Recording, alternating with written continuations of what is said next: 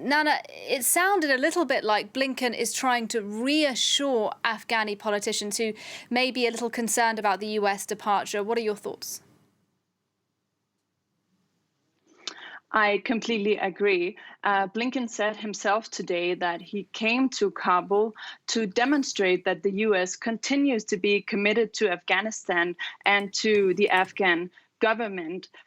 Obviously, President Biden's decision to end America's war in Afghanistan have left Afghans with a lot of questions, I think both in the Afghan government as well as on the streets. I believe that quite a lot of people are concerned that the US, after the US withdrawal, they would be left behind with an Afghan government which is quite weak and not very united, that they would be left behind with the Taliban and that be left behind with a lot of old warlords. So Blinken's visit and his remarks today definitely seems like he's trying to reassure people that the US is not just going to turn its back on Afghanistan.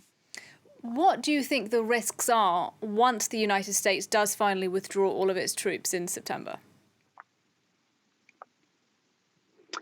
President Biden himself has said that this, for him, was not a difficult decision to make. Actually, it was quite clear, he said.